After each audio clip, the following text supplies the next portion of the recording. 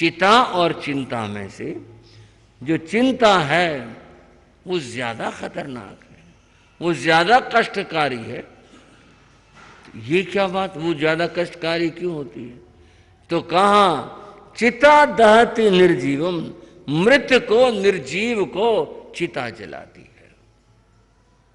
चिता दहती निर्जीवम, चिंता दहती सजीवकम, और चिंता सजीव जीवित को जलाती है। ये दोनों में अंतर है। जीवित जलना तो बहुत कष्टकारी है, मरने के बाद तो शरीर का कुछ भी होता रहो क्या पता चलता है। जो पता चलाने वाली चीज थी वो तो रही नहीं, आत्मा तो चलेगी, अब कुछ नहीं। तो कहाँ जो चिता है वो इतनी खतरनाक नहीं है जितनी की चिंता है। चिंता तो जीवित को जलाती रहती है। पहले व्यक्ति के भीतर अंकुर फूटता है तृष्णा का। तृष्णा का ही दूसरा नाम चाह है, और ये हुई तो वहां व्यक्ति के भीतर चिंता उत्पन्न हुई, और चिंता उत्पन्न होने के बाद फिर तो उसका सारा का सारा जो जीवन है वह जलना शुरू हो जाता है, सुलगना शुरू हो जाता है। फिर तो ये होता है कैसे प्राप्त करें, क्यों कर करें। ये तृष्णा इतनी खतरनाक है। नहीं सुखी देवता देवलोय, नहीं सुखी पुड़वी पई राया। चिंता के कारण से देवलोक में रहने वाले देवता वो भी सुखी नहीं होते। आप कहोगे उनको क्या चिंता होगी? चिंता चिंता मत पूछो। चिंता तो कहीं किसी को भी हो जाती है, उनको भी चिंता होती है, और ज्यादा अच्छा पाने की चिंता होती है, वहां भी मान और सम्मान की बातें होती हैं, उनको भी चिंताएं रहती हैं। देवलोक में रहने वाले देवता भी सुखी नहीं होते। और रही बात यह है उनको क्या कमी है, एक राजा को क्या कमी हो सकती है? राजा के पास सब कुछ है, लेकिन शास्त्र में कहा नहीं सुखी पुड़वी पई राया, पृथ्वीपति राजा, ये भी सुखी नहीं होते। क्यों नहीं होते? ये सुखी इसलिए नहीं होते, तृष्णा उनके भीतर में रहती है, और ये तृष्णा व्यक्ति को दुखी बनाकर रखती है। आपने सुभूम चक्रवर्ती की बात सुनी होगी। एक चक्रवर्ती हुआ। चक्रवर्ती शब्द कहते ही हमारे दिमाग में आ जाता, इतना बड़ा साम्राज्य, विशालतम साम्राज्य, पृथ्वी का मालिक, इतना बड़ा चक्रवर्ती। एक बार राजसभा लगी हुई थी, और किसी ने स्तुतिकार ने, जैसा इनकी स्तुतियां गाते स्तुतिकार ने, कहा 6 खंड के अधिपति। वो बोला ये 6 खंड क्या होता है? ये कहो समस्त पृथ्वी के अधिपति, 6 खंड क्या होता है? चुप हो गए। पर चुप क्यों होगी, बात बताओ। बोले स्वामी ने क्षमा करना, चक्रवर्ती का जो साम्राज्य 6 खंड तक होता है। बोले और आगे? बोले उसके आगे समुद्र है। बोले और आगे? बोले और द्वीप है। बोले इसका मतलब आगे भी पृथ्वी है? बोले हाँ पृथ्वी है। बोले वहां का मालिक कौन है? बोले वहां के राजा, वहां के चक्रवर्ती मालिक है। सुभूम के मन में एक तृष्णा पैदा हुई, और वो ये हुई नहीं पूरे पृथ्वी का स्वामी मैं बनूं, पूरी धरती का साम्राज्य मैं करूं और कोई नहीं हो। यह उसके मन में आया। उसने एक दिन सेनापति को बुला लिया। उसने आज्ञा पूछी। चक्रवर्ती ने कहा हम विजय यात्रा करेंगे। क्या मतलब विजय यात्रा करेंगे? बोले अब तो आपका कोई शत्रु है ही नहीं। बोले नहीं, जो और खंड है ना धरा के ऊपर हम उनको जीतेंगे। महाराज आप 6 खंड के अधिपति बन चुके हो, आप चक्रवर्ती हो, आप और क्यों सोचते हो? बोले नहीं, पूरी धरा का राज्य हम करेंगे। इसलिए सेना को तैयार कर दो, युद्ध के लिए चलना है।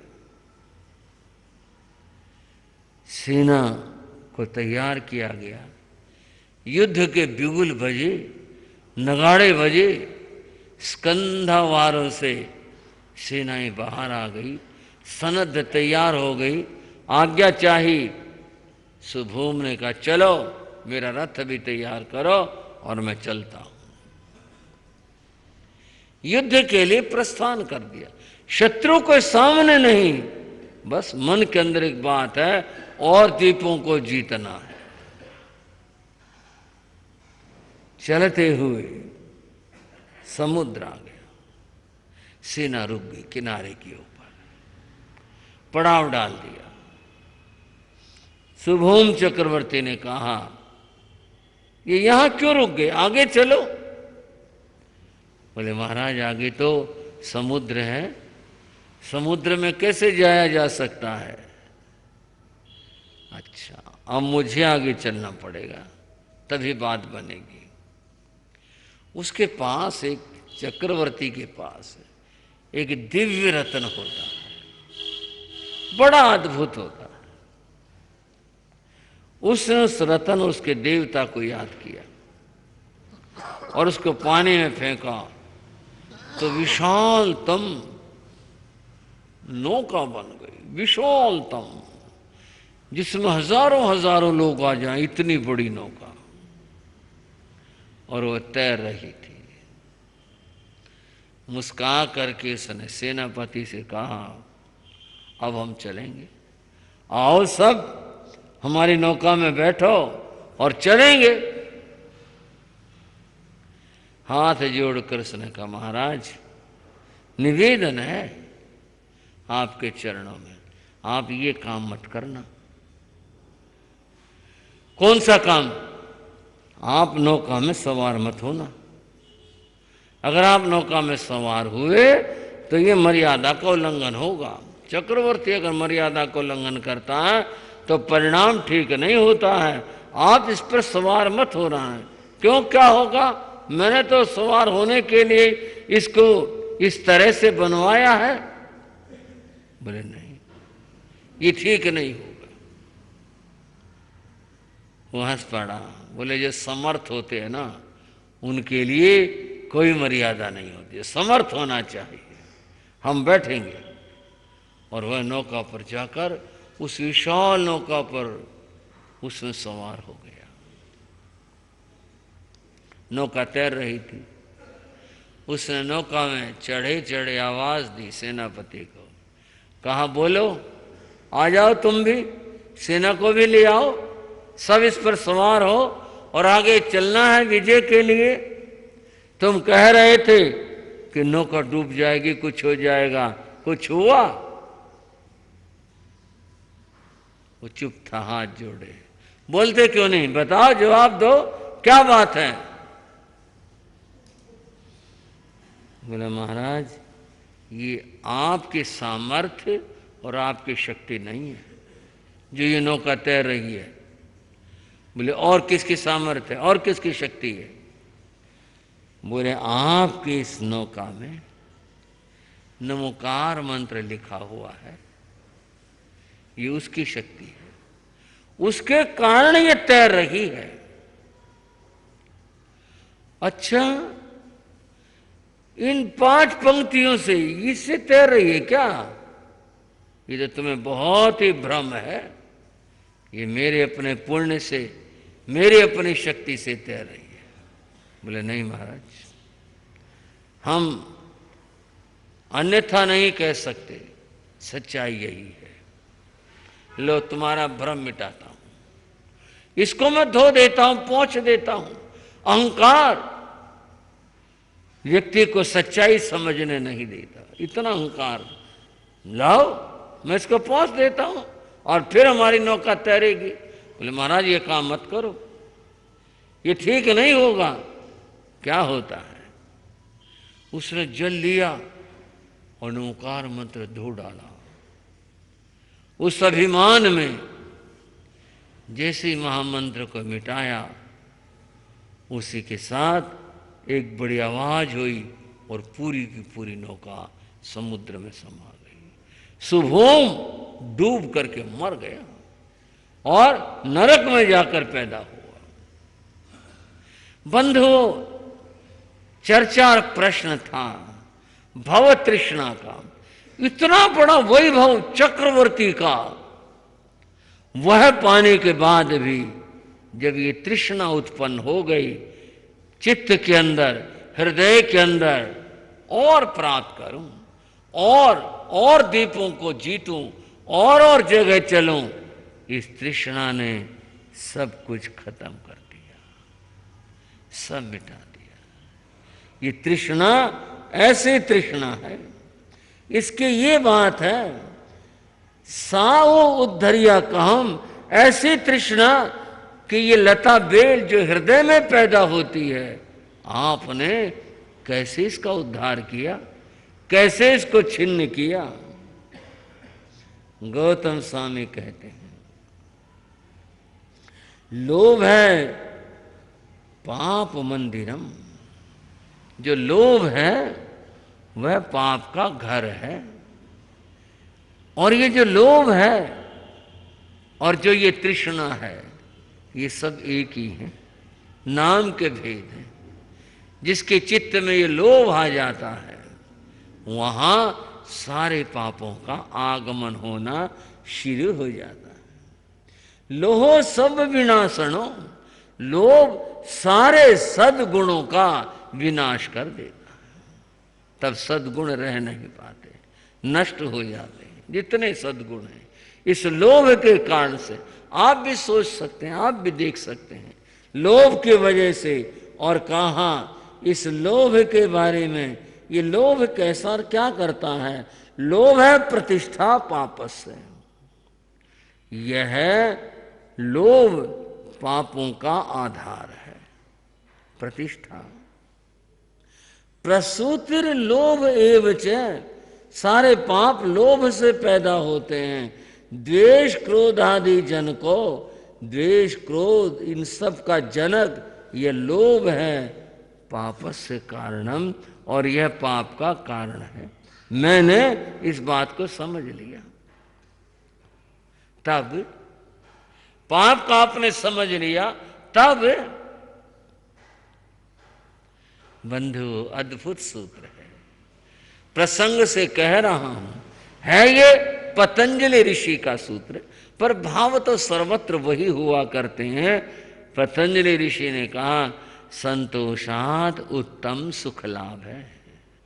संसार में संतोष से बड़ा और कोई सुख नहीं होता। बंधुओं, आप संसारस्थ जन हैं, ये बात समझ आनी है बड़ी मुश्किल कि संतोष सबसे उत्तम और सुख का लाभ बताया कैसे। पर ये तो वो आदमी महसूस कर सकता है कि जो संतोष के धन को प्राप्त कर लेता है, वह परम सुख को पाता है। इस लोभ का जो समाधान है, लोभ जो दूर हुआ करता है, वह संतोष से होता है। जैसे कि अंधकार का समाधान प्रकाश होता है। प्रकाश आया, अंधकार गया, जीवन में संतोष आया तो लोभ चला जाता है। और जब तक लोभ रहता है उस समय तक संतोष नहीं आता। ये तो व्यक्ति का चुनाव है कि वो संतोष के रास्ते पर चला या लोभ के रास्ते पर चला। पर तथ्य यह है, संतोष प्रकाश है, उत्तम लाभ है, सर्वश्रेष्ठ है। जिसके जीवन के अंदर संतोष आ जाता है, उसके जीवन से लोभ दूर हो जाता है। एक संसारी आदमी की बात कही,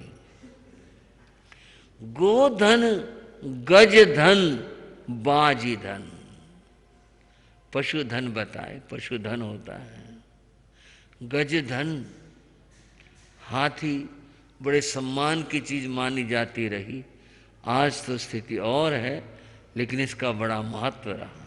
बाजी धन, अश्व घोड़े, इनको भी धन कहा।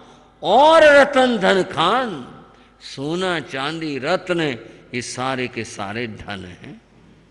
इन सबको धन कहा। पर इससे क्या हो, इन सब से तृप्ति नहीं होती। जब आवे संतोष धन, क्या आए, बोलना भाइयों, जब आए संतोष धन, सब धन धूल समान। ये सारे जितने धन हैं ये धूल हो जाते हैं। जिसके जीवन में संतोष का धन आ जाता है उसे फिर कुछ भी चाह और अपेक्षा नहीं रहती है, वह इन सब से मुक्त हो जाता है। परम शांति और परम सुख को वो व्यक्ति प्राप्त किया करता है। तो बंधुओं, गौतम स्वामी ने कहा, मैंने संतोष के द्वारा उस भव तृष्णा को निरस्त कर दिया, उखाड़ दिया, दूर कर दिया। अब मेरे जीवन में सर्वत्र आनंद और आनंद ही है। कभी मेरे जीवन में दुख पीड़ा आती ही नहीं है। यह सब दूर हो गया, संतोष के द्वारा मैंने इसे मिटा दिया। बंधुओं, ये बात तो केशव स्वामी और गौतम स्वामी के मध्य है, लेकिन ये समाधान तो हम सबके लिए है। जब कभी चित्त दुखी हो, किसी बात को लेकर के दुखी हो, ये चाह परेशान कर रही हो, उस समय संतोष का जो धन है उस धन को जीवन के अंदर स्वीकार करके देखो, संतोष लाओ, आप देखो सुखी हो जाओगे, आनंद से भर जाओगे।